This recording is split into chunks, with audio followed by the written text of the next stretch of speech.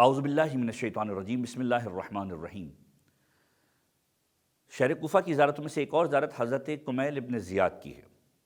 حضرت کمیل کا نام کسی تعارف کا محتاج نہیں ہے۔ جس طریقے سے حضرت میثم تمار ہیں، اسی طریقے سے حضرت کمیل کا کردار بھی امیر المومنین کے ساتھ جڑا ہوا نظر آتا ہے۔ بے شمار روایتیں، بے شمار حدیثیں اور بے شمار آخری زمانے کی باتیں امیر المومنین نے حضرت کمیل سے شیئر کی، جو ہم تک پہنچیں، اور یہ وہ ہستی ہیں کہ جو امام حسن مجتبیٰ کے اصحاب میں سے بھی رہے، امیر المومنین کے اصحاب میں سے بھی رہے، اور امام حسین کا بھی کسی حد تک انہوں نے دور دیکھا،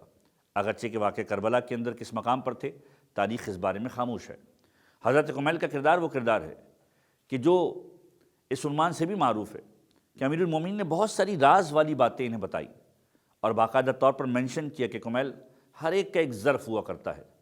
آل محمد کی ہر ایک بات ہر ایک ظرف میں جا نہیں سکتی، لیکن تمہارا ظرف اس قابل ضرور ہے کہ تمہیں آل محمد کے کچھ اسرار کو بتایا جائے۔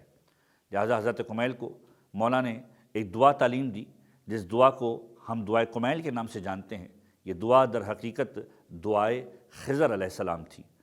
جس کو ہم دعائے کمیل کے نام سے جانتے ہیں، شب جمعہ میں پڑھتے بھی ہیں، جس کے بارے میں خود امام معصوم کا جملہ کہ اے کمیل اس دعا کو ہفتے میں ایک بار ضرور پڑھو، ہفتے میں نہ پڑھ پاؤ تو مہینے میں ایک بار ضرور پڑھو، اور مہینے میں نہ پڑھ پاؤ تو سال میں ایک بار ضرور پڑھو، اور اگر سال میں بھی نہ پڑھ پاؤ تو زندگی میں ایک بار ضرور پڑھو، کہ یہ رزق میں وسعت کا سبب ہے، آفت و بلیات سے محفوظ ہونے کا سبب ہے۔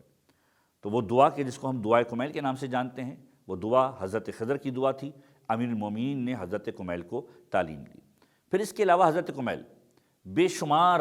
روایتیں حضرت کمیل سے نسبت رکھتی ہیں۔ مولا کائنات بیان فرماتے ہیں کمیل علم حاصل کرو، یہ علم وہ ہے جو تمہاری حفاظت کرتا ہے، تم مال کی حفاظت کرتے ہو، علم تمہاری حفاظت کرتا ہے۔ تو بہت ساری روایتیں حضرت کمیل کے کریڈٹ کے اوپر ہیں۔ یہ حضرت کمیل کم و بیش 83 سن ہجری کے اندر 90 سال کی عمر ہو چکی تھی، اور بنی امیہ کے دور سے جو دور آگے بڑھا اور بنو عباس کے قریب کا دور تھا، جس میں حاکم کوفہ حجاج ابن یوسف ثقفی تھا، تاریخ کا وہ کردار کہ جو بدترین کردار رہا ہے۔ اس کردار نے بے شمار ظلم ڈھائے ہیں۔ صبح جب تک نہیں ہوتی تھی جب تک آل محمد کے محبوں پر ظلم نہ کرے، سادات پر ظلم نہ کرے۔ اس نے حضرت کمیل کو ڈھونڈنا شروع کیا، اور جب حضرت کمیل روپوش ہو گئے اور نہیں مل رہے تھے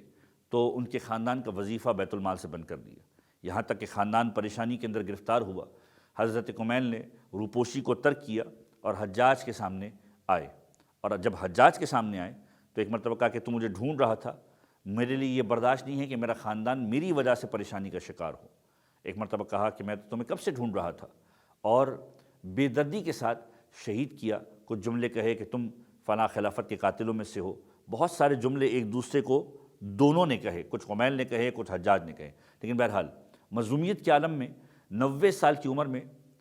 83 سن ہجری کے اندر حجاج ابن یوسف ثقفی کے ہاتھوں ان کی شہادت واقع ہوئی۔